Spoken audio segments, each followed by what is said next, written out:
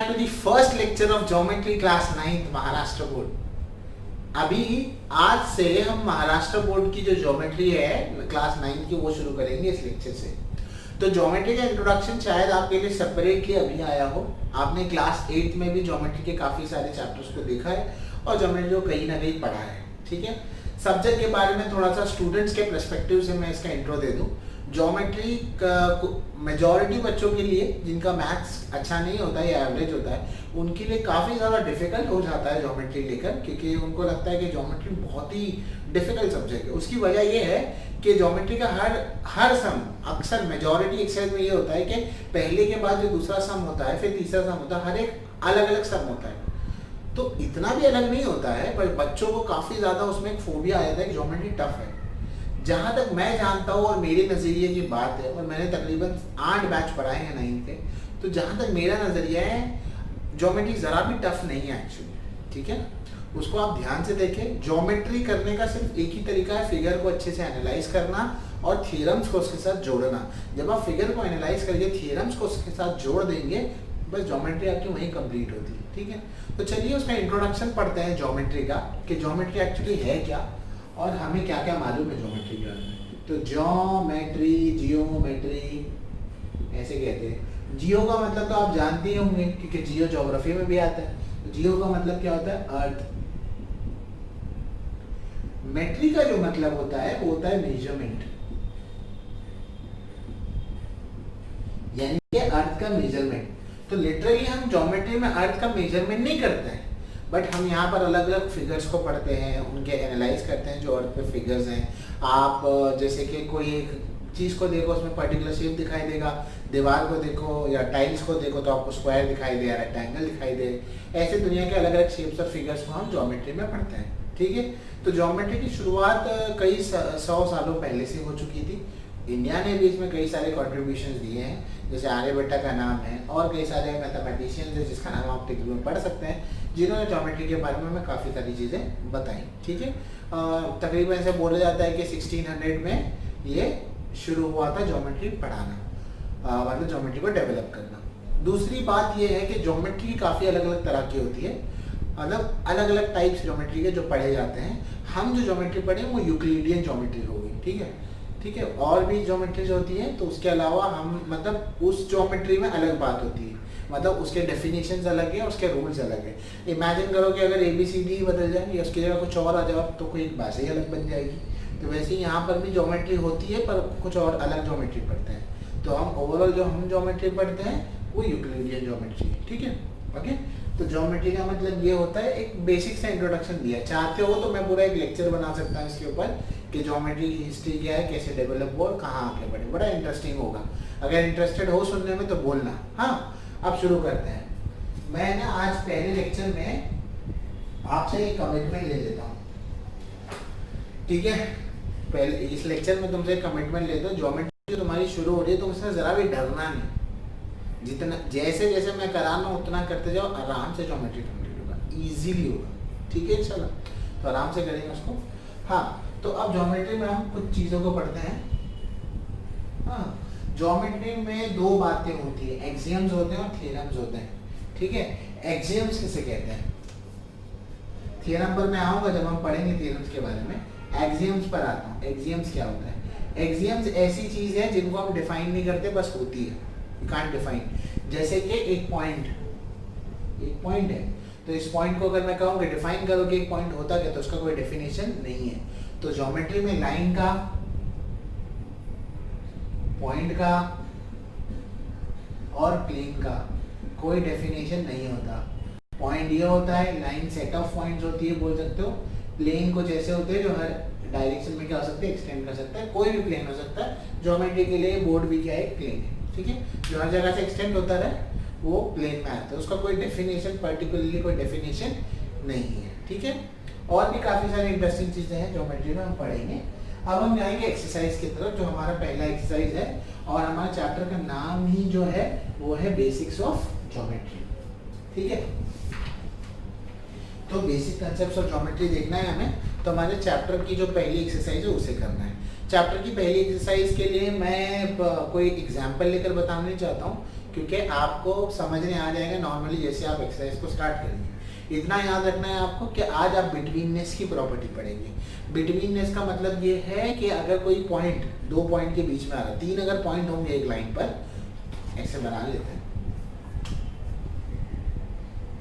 एक पॉइंट यहाँ है, एक पॉइंट यहाँ है और एक पॉइंट यहाँ है। तो इन तीनों पॉइंट में से कोई पॉइंट कहीं सपोज करो ABC एक पॉसिबिलिटी है बनने की, BAC एक पॉसिबिलिटी है बनने की, CAB भी है एक पॉसिबिलिटी बनने की। तो यहाँ पर ये तीनों में से कोई भी पॉइंट बीच में आ सकता है। तो हम प्रॉपर्टी ऑफ बिटवीननेस सीखेंगे इसके अंदर। इसके अलावा भी हम कोलिनियरिटी सीखेंगे। कोलिनियर किसे कहते हैं, जैसे आएगा मैं बताते जाऊँगा। और दूसरी बात याद रखेंगे, डिस्टेंस निकालेंगे जब भी हम कभी भी ज़िंदगी में डिस्टेंस निकालें, चाहे क्लास में 9th में नहीं कहीं और भी डिस्टेंस हम निकालते, तो याद रखो वो कभी भी नेगेटिव नहीं होता। डिस्टेंस कभी भी नेगेटिव नहीं निकलते। ठीक है, अगर आप इतनी बात समझ गए तो ये देखो, अब हम इसको शुरू करते हैं। कैसे करेंगे ये देखते हैं। तो उसके लिए हम प्रैक्टिस सेट 1.1 है आपका, ये शुरू करना है हमें। तो इसके अंदर आपको एक लाइन दी हुई है, ठीक है, तो उसको बना लेते हैं। उस लाइन को बीच में मैं यहाँ बना देता हूँ। तो आपके पास एक लाइन है, उसके अंदर यहाँ पे पॉइंट है, O से शुरू हो रहा है, O है, A है, B है, C है, D E है, D है और E है। यहाँ पर है, H है, J है, K है, HJK P है और Q है। ठीक है, यहाँ पर है -5 है, -4 है, -3 है, -2 है, -1 है, ये 0 है, ये 1 है, ये 2 है, ये 3 है, ये 4 है, ये 5 है। ठीक है, ये आपकी एक नंबर लाइन है। क्लास 8 में हमने नंबर लाइन पढ़ी है। ठीक है, स्टार्टिंग ये आपको D ऑफ BE पूछा है। ये D ऑफ BE का मतलब है डिस्टेंस B और E के दरमियान में बताना कि B और E के दरमियान में डिस्टेंस क्या होगा। कैसे बताएंगे आप? B का कोऑर्डिनेट देखिए क्या है, 2 है। E का कोऑर्डिनेट देखिए क्या है, 5 है। दोनों के बीच में डिस्टेंस निकालना है तो माइनस करना पड़ेगा। और अगर आप माइनस करते हैं तो ये याद रखो डिस्टेंस कभी भी नेगेटिव नहीं होता। अगर कोई चीज़ नेगेटिव नहीं आनी है तो हमेशा क्या करना पड़ेगा, बड़े नंबर में से छोटे नंबर को माइनस करना पड़ेगा, बराबर। तो यहाँ पर बड़ा नंबर कौन सा है, 2 और 5 में से बड़ा कौन है, 5 है, और 2 क्या है, छोटा है। तो 5 में से कितना माइनस करेंगे आप, 2 माइनस करेंगे। अलग अलग तरीके इसको करने के लिए आप उससे कर सकते हैं। तो 3 यूनिट्स आपका इसका आंसर आएगा। कुछ लोग इसको मॉड में लेके करते हैं, तो मॉड में डाल के कर लो, कोई हर्ज नहीं है। मॉड आपने पढ़ा है ना, अलजेब्रा में पढ़ा है, एब्सोल्यूट वैल्यू वाला पढ़े थे ना लास्ट लेक्चर में। आप सेकेंड वाला देखते हैं इसमें। तो अब सेकेंड वाले में क्या है, सेकेंड वाला है डिस्टेंस ऑफ JA। JA, ठीक है, J क्या है हमारा, J पर है -2, A पर क्या है 1 है ना। तो -2 और 1 में बड़ा कौन होगा, ऑब्वियसली 1, क्योंकि नेगेटिव वाले नंबर तो छोटे होते हैं। तो 1 बड़ा है, तो सबसे पहले तो 1 लिखेंगे, फिर माइनस करना है तो माइनस लिख देंगे। और J का वैल्यू क्या है, -2 है, तो यहाँ पर आएगा -2। तो ये अल्टीमेटली कैसे दिखेगा, 1 + 2, तो 1 + 2 कितना होगा, 3 यूनिट्स। तो ये भी कितना आएगा, 3 यूनिट्स आएगा। समझ गए? पहले लोकेट करेंगे कोऑर्डिनेट को, फिर देखेंगे बड़ा कौन सा है, छोटा कौन सा है, बड़े में से छोटे को माइनस कर देंगे जैसे करते हैं। तीसरा देखते हैं distance of PC। Distance of PC निकालना है। P पर क्या है, देखो P पर है -4, C पर क्या है 3, तो ऑब्वियसली 3 बड़ा है और 4 क्या है, -4 क्या है, छोटा है। तो 3 में से क्या माइनस करेंगे, -4 को आप माइनस करेंगे, तो ये क्या हो जाएगा, 3 + 4, 3 + 4 कितना होगा, 7 यूनिट्स होगा। है ना, समझ में आया, काफी आसान है ये सब। तो डिस्टेंस ऑफ JH निकालना है। डिस्टेंस ऑफ JH निकालेंगे। JH निकालने के लिए क्या करेंगे, J क्या है, -2 है, H क्या है, -1 है। तो -2 और -1 में बड़ा कौन है, ऑब्वियसली -1 बड़ा है ना। उल्टा होता है ना, माइनस में छोटा नंबर बड़ा होता है, बड़ा नंबर छोटा होता है। तो J पर -2 है, H पर -1 है, तो -1 में से आप क्या माइनस करेंगे, -2 को। तो ये -1 रहेगा, माइनस प्लस हो जाएगा, 2 में से 1 माइनस होगा तो क्या आएगा 1 आएगा, तो ये क्या हो जाएगा 1 यूनिट आ जाएगा। समझ गए? तो क्वेश्चन नंबर 4 हो गया। फिर क्वेश्चन नंबर 5, ठीक है, क्वेश्चन नंबर 5 पूछा है डिस्टेंस ऑफ KO। KO पूछा है, K पर क्या है देखो, K पर है -3, O पर क्या है 0 है। 0 और -3 में बड़ा कौन है 0, क्योंकि माइनस वाले नंबर 0 से छोटे होते हैं। तो 0 में से आप क्या माइनस करेंगे, -3 को माइनस करेंगे, तो ये क्या होगा 0 माइनस माइनस प्लस 0 प्लस 3 कितना हो जाएगा 3। तो डिस्टेंस ऑफ KO आ गया। उसके बाद डिस्टेंस ऑफ OE निकालना है, डिस्टेंस ऑफ OE, ठीक है। O कितना है, O पर डिस्टेंस कितना है 0 है, ठीक है ना। O और E पर डिस्टेंस कितना है 5 है, तो 5 और 0 में बड़ा कौन है 5, तो 5 माइनस 0 करेंगे तो ये कितना आएगा 5 यूनिट्स आ जाएगा, ठीक है। ये OE के लिए हो गया। अब किसके लिए निकालना है, PJ के लिए, 7th वाला है PJ के लिए, डिस्टेंस ऑफ PJ निकालेंगे, PJ। P पर कितना है -4, J पर कितना है -2, -2 -4 में बड़ा कौन सा है -2 है, तो यहाँ पे -2 आ जाएगा, और J यहाँ पर कितना -4 है, तो ये -4 यहाँ हो जाएगा, तो ये हो जाएगा, ये -2 आएगा, माइनस माइनस क्या होगा प्लस होगा, 4 - 2 कितना होगा 2, तो यहाँ क्या आएगा 2 यूनिट्स आ जाएगा। फेयर इनफ, इतना समझ के सिंपल है। Q भी निकालना है या BQ निकालना है, ये Q है ये भी है, ठीक है। अब यहाँ पे लास्ट वाला देख लेते हैं, 8th वाला, सारे सब यहाँ पर प्रॉब्लम खत्म हो जाएंगे। डिस्टेंस ऑफ निकालना है BQ, ये QB बोल लो, QB बोला है तो QB निकालो। तो Q और B में देखो बड़ा कौन सा है, B पर ये है और इधर ये है, ऑब्वियसली प्लस वाला बड़ा होगा, तो 2 में से क्या माइनस करेंगे -5, तो ये क्या होगा 2 minus minus plus 2 minus 5 plus 5 कितना हो जाएगा 7 यूनिट्स हो जाएगा। इस तरह से तुम्हारा पहला प्रॉब्लम कंप्लीट होता है। तो पहले प्रॉब्लम में टेक्स्ट बुक में यहाँ पे लिख लो करना क्या है। स्टेप 1 क्या करना है, स्टेप 1 ये करना है कि पॉइंट्स लोकेट करने हैं नंबर लाइन पे कि कौन सा पॉइंट किधर है। उसके बाद डिसाइड करना है कौन सा बड़ा है कौन सा छोटा है, और उसके बाद फिर उसको सिंपली माइनस करना है। पहला क्वेश्चन तुम्हारा कंप्लीट होता है, ठीक है। तो ज्योमेट्री में तुमको ये हार्ड लगा गया, मेरे ख्याल से तो नहीं लगा, 1000 तरीके हैं इसके करने के, कोई और अलग तरीके से कराए तो कर सकते हो। मेरे हिसाब से सबसे आसान तरीका था तो मैंने वैसे ही करा। स्क्रीनशॉट ले लो इसका, अगर ये हो गया तो चलो अब हम शुरू करेंगे नेक्स्ट प्रॉब्लम से, ठीक है। तो अब हम देखते हैं कि नेक्स्ट प्रॉब्लम हमारा क्या है, वहां से हम शुरू करते हैं।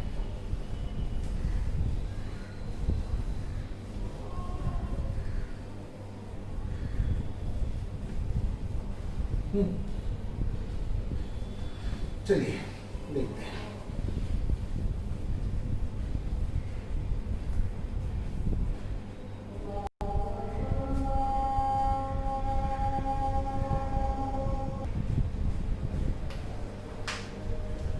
ओके, पहला क्वेश्चन होने के बाद अब हम जाएंगे दूसरे सवाल पर।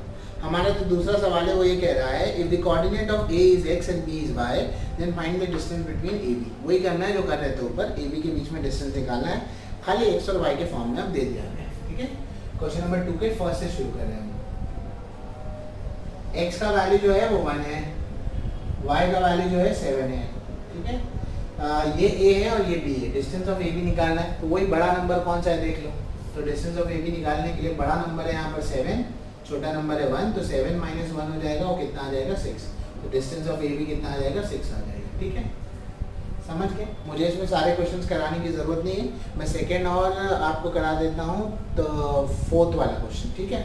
उसके बाद आप कर लेना। क्वेश्चन नंबर 2 कराता हूँ मैं। क्वेश्चन नंबर 2 में x का वैल्यू 6 है और y का वैल्यू -2 है, ठीक है। आप वही करेंगे, डिस्टेंस ऑफ AB निकालना है आपको, जैसे भी लिखते हो उसको AB A, B ऐसे लिखते हो तो ऐसे लिख दो। जो बड़ा नंबर है वो लिख दो। बड़ा नंबर क्या है 6 और -2 में ऑब्वियसली 6 है, उसमें से क्या माइनस करेंगे -2 करेंगे, माइनस माइनस क्या होगा प्लस होगा, 6 + 2 कितना हो जाएगा 8 हो जाएगा। तो ये कितना आ गया 8 आ गया। तो ये सेकेंड वाला हो गया। अब मैं 4th वाला आपको करा रहा हूँ, बाकी 3 सम आपके लिए। तो क्वेश्चन नंबर 4 क्या है, क्वेश्चन नंबर 4 जो है वो है x = -4 है और y = -5 है, ठीक है। फेयर इनफ, ये क्वेश्चन है आपके लिए। अब यहाँ पर क्या करेंगे, डिस्टेंस ऑफ A, B निकालना है आपको। तो कैसे निकालेंगे, बड़ा नंबर कौन सा है -4 या -5।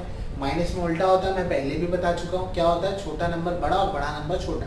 तो छोटा नंबर बड़ा होगा तो -4 में से क्या माइनस करेंगे, -5 को आप माइनस करेंगे, तो ये क्या होगा -4 होगा, माइनस माइनस क्या होगा प्लस होगा, 5 - 4 कितना आ जाएगा 1 आ जाएगा। तो ये भी डिस्टेंस आपका क्या हो गया कैलकुलेट हो गया, ये भी सॉल्व हो गया। बाकी 3 प्रॉब्लम आपके लिए है, उसको ट्राई करना, ऑलमोस्ट सेम है। ठीक है, इसको लिख लिए, इसका स्क्रीनशॉट ले लो। अब मैं रब कर रहा हूँ इसको, ठीक है। अब हम जाएंगे प्रॉपर्टी ऑफ बिटवीननेस वाली प्रॉब्लम्स के ऊपर, जिसमें हम देखें उसमें भी सफिशिएंट नंबर ऑफ प्रॉब्लम्स करेंगे। जिसके देखो सारे प्रॉब्लम्स अगर नहीं करा रहा हूँ तो कोई बड़ी बात नहीं है, क्योंकि वो क्या होगा मालूम है, एकदम सारे प्रॉब्लम कराने लगोगे तो तुम अपना दिमाग कब चलाओगे। ठीक है, कोई दिक्कत नहीं है सारे प्रॉब्लम्स कराने में, बोलोगे तो मैं सारे करा दूंगा, कमेंट सेक्शन में बोल देना कि सर सारे करा दूँ, तो मैं सारे करा दूंगा। तीसरा क्वेश्चन है, from the following given information below, which of the point is between the other two if the points are not collinear states हो। collinear और not collinear का मतलब क्या है, non collinear का मतलब क्या होता है? collinear का मतलब होता है अगर एक 3 पॉइंट मिलाकर एक लाइन बना रही है, तीनों पॉइंट एक स्ट्रेट लाइन में आ रहे हैं, तो collinear होता है। अगर ये ऐसा हो, यहाँ ये आ रहा है, यहाँ बी आ रहा है और यहाँ सी आ रहा है, तो ये नॉन कोलिनियर होगा, क्योंकि ये तीनों एक लाइन में नहीं आ रही, ये दो एक लाइन में, ये दो एक लाइन में और ये दो एक लाइन में आ रहे हैं, तो एबीसी कोलिनियर नहीं है। ठीक है, कोलिनियर होने के लिए एक लाइन में आना जरूरी है। तो सवाल यही है, आपको ये बताना है यहाँ पर कौन सा पॉइंट जो है बाकी दोनों पॉइंट के बीच में लाई कर रहा है। 3 पॉइंट है ना, तो 3 में से कोई एक पॉइंट बीच में आएगा, बाकी तो उसके आसपास में है, तो बताना है। ठीक है, अगर वो कोलिनियर नहीं है, वो पॉइंट्स नहीं है कोलिनियर, तो फिर बताना है क्या होगा। अच्छा, पॉइंट्स को दूसरी बात ये भी है कि पॉइंट्स को कोलिनियर कैसे चेक किया जाता है वो देखो, वो भी बता दूं। अगर सेम लाइन बनाते ए बी सी, ए है, बी है और सी है, मुझे बोला है कि यहाँ से यहाँ तक का डिस्टेंस 8 है और यहाँ से यहाँ तक का डिस्टेंस 2 है और पूरा यहाँ से यहाँ तक का डिस्टेंस 10 है। हाँ, और पूछेगा कि कोलिनियर चेक करो या कोलिनियर है नहीं, तो कैसे चेक करेंगे देखो। अगर मैं ये बोलूँ कि distance of A comma B और distance of B comma C को अगर मैं ऐड करूँ, तो क्या distance of A comma C के बराबर आ रहा है नहीं आ रहा है? देखो चेक करो, ए कॉमा बी तक का डिस्टेंस कितना है, 8 है, बी सी का डिस्टेंस कितना है, 2 है, और ए सी का डिस्टेंस कितना है, 10 है। 8 + 2 10 हो रहा है। तो अगर ये दोनों का डिस्टेंस मिला के पूरी लाइन के डिस्टेंस के बराबर होता है, तो वो क्या कहलाएगा, कोलिनियर कहलाएगा। अगर नहीं होता है तो नहीं होगा कोलिनियर, उसे नॉन कोलिनियर कहेंगे। ठीक है, सपोज करो ये 8 और 2 दिया और यहाँ पे 20 दिया, 8 और 2 मिला के 20 होगा क्या? नहीं हो सकता, तो वो नॉन कोलिनियर रहेगा। मतलब समझ रहे हो, बेसिक लॉजिक है। अगर कोई पॉइंट तीनों एक लाइन में आएंगे तो दोनों दो हिस्सों के डिस्टेंस मिला के तीसरे के हिस्से के बराबर ही आएगा ना। ठीक है, चलो शुरू करें। देखो क्या दिया, पहला सवाल देखो क्या है, अच्छे क्वेश्चन है। देखो पहला सवाल है, distance of P are. Distance of P are है 7, फिर दिया है distance of P Q. Distance of P Q दिया है 10, फिर दिया है distance of Q are. Distance of Q are दिया है 3। ठीक है, अब आपको पॉसिबिलिटी चेक करनी है कि कौन से दो नंबर्स के डिस्टेंस को मिला के थर्ड के बराबर आएगा। इसमें कुछ दिख रहा है? अगर मैं 7 और 3 को ऐड कर दूं तो 10 होगा। तो क्या मैं इसके सोल्यूशन में से लिख सकता हूँ? सोल्यूशन में distance of P R plus distance of Q R, Q comma R, एक मिनट यार, क्यू आर ये किसके बराबर, डिस्टेंस ऑफ पी क्यू के बराबर आ रहा है? चेक कर लो ना, ये 7 है और ये 3 है, 7 और 3 कितना हो रहा है, 10 हो रहा है। मतलब इसकी लाइन कैसे बनेगी बताओ? इसको देखो लाइन बना, मतलब यहाँ पे पी रखो और यहाँ क्यू रखो, तो एक ही पॉइंट बचा आर, यहाँ आएगा। तो पी आर का डिस्टेंस कितना था 7, क्यू आर का डिस्टेंस कितना था 3 और पी क्यू का डिस्टेंस कितना हो गया 10। तो बताओ कौन सा पॉइंट बीच में आ रहा है? आर पॉइंट बीच में आ रहा है पी क्यू के, तो अपन लिखेंगे therefore R lies between PQ, और ऐसे लिखना है PRQ, यानी PR, ये कोलिनियर लिखने का होता है साइन, PRQ आर कोलिनियर। ये जो पॉइंट जो हो गया है कोलिनियर, ये मिलाकर क्या हो रहा है, एक लाइन बन रही है। समझ में आया? ये पहला सवाल था। दूसरा देखिए इसका क्वेश्चन, इसका दूसरा क्वेश्चन क्या है? दूसरे क्वेश्चन में डिस्टेंस ऑफ आर एस दिया है, आर एस कितना दिया है 8 दिया है। डिस्टेंस ऑफ एस टी दिया है, वो दिया है 6 दिया है। डिस्टेंस ऑफ आर टी दिया है, वो कितना दिया है 4 दिया है। ठीक है, अब देखते हैं कोई दो को ऐड करके तीसरा मिल रहा है क्या। एक एक करके देखते हैं। अगर 6 और 4 को ऐड करेंगे तो 10 होगा, 8 आ रहा है तो नहीं होगा, मतलब ये दोनों को ऐड करके जो बच गया वो आना चाहिए, तो वो तो नहीं हो रहा। 8 और 6 को ऐड करेंगे तो 14 होगा, तो भी ये नहीं आएगा। 8 और अगर 4 को ऐड कर लिए तो भी ये पॉसिबिलिटी नहीं है, 3 पॉसिबिलिटी बनती है ना। तो देखो अगर मैं लिखूं ऐसे, distance of R S plus distance of S T, R S कितना 8 और ये कितना 6, 8 प्लस 6 14 होगा, तो ये किसके इक्वल नहीं आ रहा, डिस्टेंस ऑफ आर टी के इक्वल नहीं आ रहा। पहला ये पॉसिबिलिटी है। या तो दूसरी पॉसिबिलिटी है कि distance of S T plus distance of R T, ये दोनों को ऐड करो 6 और 4 10 होगा, वो भी किसके इक्वल नहीं आ रहा, डिस्टेंस ऑफ आर एस के इक्वल नहीं आ रहा, ये भी है। ठीक है, और उसके अलावा distance of R S plus distance of R T करके देख लो,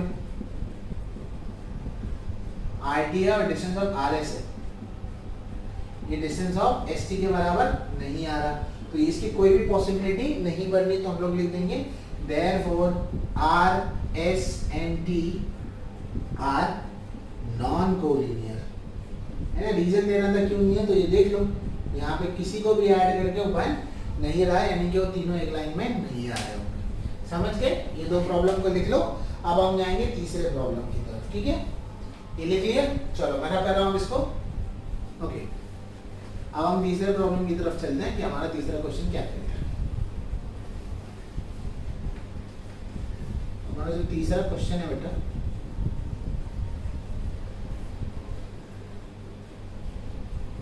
वो देखो, हाँ तीसरा जो क्वेश्चन है हमारा, डिस्टेंस ऑफ ए बी ए सी ये दिए हुए डिस्टेंस। ठीक है, चेक करते हैं क्या होता है। Question number 3, distance of A B है 16, डिस्टेंस ऑफ सी ए है 9, डिस्टेंस ऑफ बी सी है 7। कैसे करेंगे आप इसे? इसे करने के लिए आप क्या करेंगे, इसे करने के लिए आप कोई पॉसिबिलिटी चेक करो। देखो 9 और 7 को ऐड करोगे तो 16 होगा, ये तो मिल रहा है, तो बस कर दो। क्या लिखेंगे, डिस्टेंस ऑफ, सोल्यूशन में लिख दो directly, distance of C A plus distance of B C, ये दोनों को ऐड करोगे तो ए बी के बराबर आ रहा है, तो डिस्टेंस ऑफ क्या होगा, ए बी। और इसका अगर हम डायग्राम बनाएं तो इसको देख के डायग्राम बनाना है, तो बेटा ए यहाँ होगा आपका, और यहाँ से आते क्या होगा, बी होगा, और यहाँ क्या आ जाएगा, सी आ जाएगा, बराबर। AC का डिस्टेंस कितना है, 9 है, तो यहाँ 9 लिख दिए। BC का डिस्टेंस कितना है, 7 है, यहाँ लिख दिए, और ये टोटल मिलाकर यहाँ पर कितना है, 16 है, तो यहाँ बराबर। कोलिनियरिटी चेक होगी, तो देयरफॉर कौन बीच में आ रहा है, C बीच में आ रहा है, तो therefore C lies between AB, C lies between A and B या AB, जैसा लिखना चाहो, और फिर लिखो ACB आर कोलिनियर पॉइंट्स। ठीक है, हो गया, समझ रहे हैं। और एक क्वेश्चन करते हैं इसमें, फिर 2 क्वेश्चन आपके लिए छोड़ रहा हूं मैं इसके अंदर, आप ट्राई करेंगे उसको। डिस्टेंस ऑफ LM है 11 है, डिस्टेंस ऑफ MN है 12 है, डिस्टेंस ऑफ ML है 8 है। ठीक है, वही चेक करेंगे क्या कोई पॉसिबिलिटी बन रही है क्या, चेक करो। 12 और 8 मिला के 20 होगा, 11 यहाँ पर नहीं हो सकता। 11 और 12 मिला लोगे तो 23 होगा, वो भी नहीं हो सकता। 11 और 8 मिला 19 होगा, नहीं हो सकता, कोई पॉसिबिलिटी बन ही नहीं रही। तो सोल्यूशन में तीनों पॉसिबिलिटी बता दो कि नहीं बन रही है। पहले 2 को ऐड करो, पहले 2 कौन से, LM और MN, इन दोनों को ऐड किए, तीसरे के बराबर नहीं आएगा, लिख दो। फिर दूसरे तीसरे को ऐड कर लो, दूसरा कौन सा है, MN है, उसके साथ आप किसको ऐड करेंगे, ML को ऐड करेंगे, तो भी आपको ये दोनों करोगे तो डिस्टेंस ऑफ LM के बराबर नहीं मिलेगा। फिर पहले तीसरे को ऐड कर लो, पहला क्या है, LM है, और दूसरा क्या है, NL है, NL है, तो ये मिडल वाले के बराबर नहीं आ रहा, तो ये कोई भी पॉसिबिलिटी नहीं बनी, तो देयरफॉर हम लोग लिखेंगे LMNN are non collinear, non collinear. Simple है, समझने आया, काफी आसान है यार। ठीक है, 2 क्वेश्चन दिए, करके देखना, नहीं समझ में आया तो प्लीज पूछना। आगे क्वेश्चन पर जाए हम लोग। ठीक है, आगे क्वेश्चन इंपॉर्टेंट है और उसको मार्क करो, ये लिख लिया, स्क्रीनशॉट ले लो इसका। ठीक है, मैं आपको रब कर रहा हूँ। तो आगे क्वेश्चन काफी ज्यादा इंपॉर्टेंट है क्योंकि ये एग्जाम में पूछा जाता है, हार्ड नहीं है पर इंपॉर्टेंट काम है। इंपॉर्टेंट का तो हमेशा ये नहीं होता कि वो हार्ड ही हो। ठीक है, बच्चे इंपॉर्टेंट को हार्ड से सिनोनिमस लेके तो कर लेते हैं। ठीक है, यहाँ तक हो गए। अब हम जाएंगे क्वेश्चन नंबर 4 की तरफ। ठीक है, इंपॉर्टेंट मार्क करें उसको। कितने सवाल है इसमें? 6 सवाल, नहीं 7 ही नीचे। चलो ठीक है, हो जाएगा, जल्दी कराने की कोशिश करता हूँ मैं। क्वेश्चन नंबर 4 है। ठीक है, पढ़ लेते हैं क्वेश्चन। पहले क्या है क्वेश्चन? ये है, on a number line ABC are such that distance of AC is 10, BC CB is 8, find AB considering all the possibilities। all the possibilities पर अंडरलाइन करो। ठीक है, AC का डिस्टेंस दिया हुआ है 10 है, BC का डिस्टेंस दिया हुआ है, सॉरी CB का डिस्टेंस दिया हुआ है 8। आपको डिस्टेंस ऑफ AB निकालना है। क्या क्या पॉसिबिलिटीज हो सकती है, ये मत सोचना कि AC का डिस्टेंस दिया है तो लाइन A से शुरू होकर C पे खत्म होगी, जरूरी नहीं, ये एक पॉसिबिलिटी है। तो देखो, अगर पहले केस के हिसाब से देखेंगे तो हम ये कह सकते हैं कि सपोज करो A से शुरू हो और C पे खत्म हो, तो B कहाँ आएगा? बीच में आएगा। अरे आएगा ही नहीं बीच में। तो AC टोटल कितना है वो लिख देते हैं। AC टोटल कितना है? 10 है, वो लिख दिया। तो इस लाइन के हिसाब से BC कितना हुआ? 8 हुआ। 10 में से 8 जाएगा तो ये कितना बचेगा? 2 बचेगा। ये एक पॉसिबिलिटी है। तो ये डायग्राम बना के हम क्या लिख सकते हैं? पॉसिबिलिटी 1 जो है हमारी वो लिखते हैं, केस 1 लिखते हैं। केस 1 जो है हमारा क्या? केस 1 है, ऐसे हो सकता है कि distance of A, B plus distance of B, C is equal to distance of A, C। ये पॉसिबिलिटी है और हमें AB का डिस्टेंस पता लगाना है तो उसको वैसे ही रखो। BC का डिस्टेंस क्या हमारे पास? 8 है। AC का डिस्टेंस क्या है? 10 है। इसको यहाँ लेकर आओ तो डिस्टेंस ऑफ A, B क्या होगा? 10 माइनस 8 होगा और 10 माइनस 8 कितना आएगा? 2 आएगा। तो डिस्टेंस ऑफ AB कितना आ जाएगा? 2 आ जाएगा। ये एक पॉसिबिलिटी है। कोई दिमाग में आ रहा है? एक और एक पॉसिबिलिटी बनेगी यहाँ पर। देखो केस 2 लिखते हैं, केस 2 भी है इसके लिए। केस 2 में आप ये कंसीडर कर लो कि ये पूरा BC है?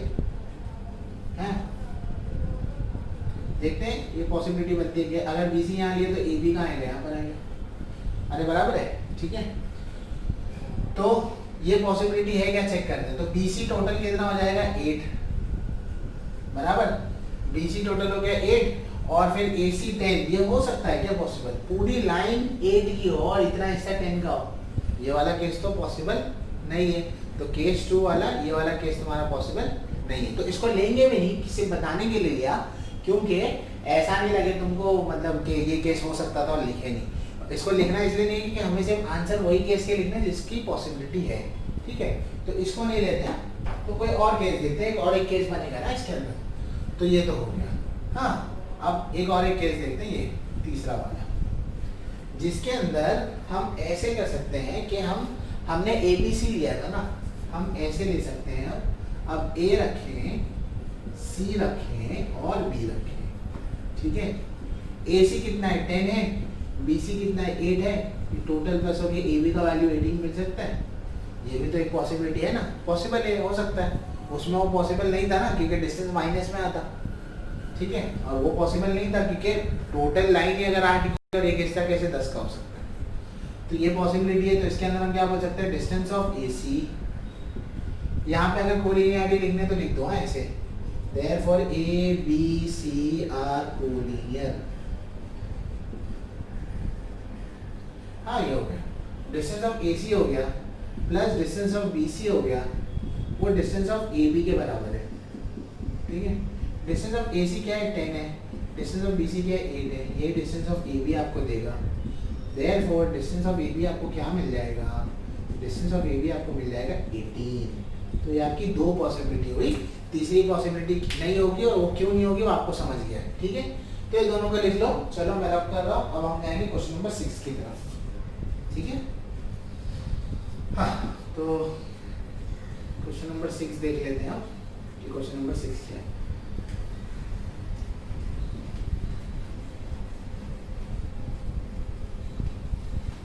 क्वेश्चन नंबर 6 जो है हमारा वो क्या कह रहा है।